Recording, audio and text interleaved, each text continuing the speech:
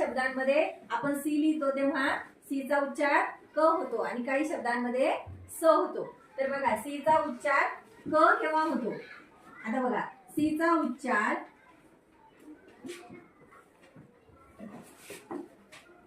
क केव्हा होतो? जेव्हा ए ओ यू, जेव्हा सी च्या नंतर ए ओ यू हे अक्षर असतील तेव्हा सी चा उच्चार काय होतो?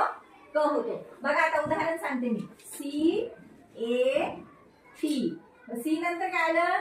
ए. टी आलं का? सी नंतर काय आलं? ए. मग सी चा उच्चार काय झाला? क झाला. बघा आता ओ पाहू आपण. ओ चं उदाहरण सांगा. सी ओ टी काय झालं? कॉट. काय झालं? कॉट. इथं पण सी चा उच्चार काय झाला? क. आता यू चा शब्द लिहू आपण. C U T. आता काय झालं? सी यू पी क. म्हणजे इथं पण सी चा उच्चार काय झाला? क. मग हा नियम लक्षात ठेवा बघा. सी च्या नंतर जेव्हा ए ओ यू हे अक्षर येतात तेव्हा सी चा उच्चार काय होतो? क होतो. आता बघा सी चा उच्चार स केव्हा होतो? स केव्हा होतो बघा. सी च्या नंतर जेव्हा आय वाय,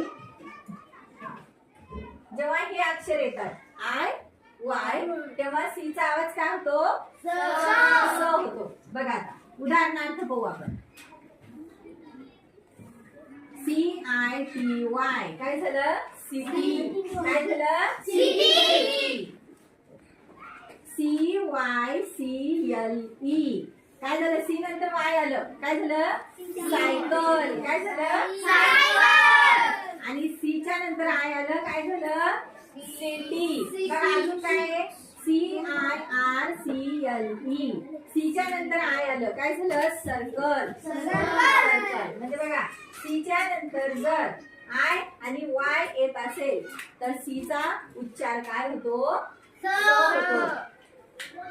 आणि सी च्या नंतर जर ए ओ यू हे अक्षर येतील तेव्हा सी चा उच्चार काय होतो शब्दामध्ये? क होतो. क होतो. सी च्या नंतर ए ओ यू आले तर सी चा उच्चार क होतो. आणि सी च्या नंतर आय आणि वाय आले तर सी चा उच्चार काय होतो? स होतो.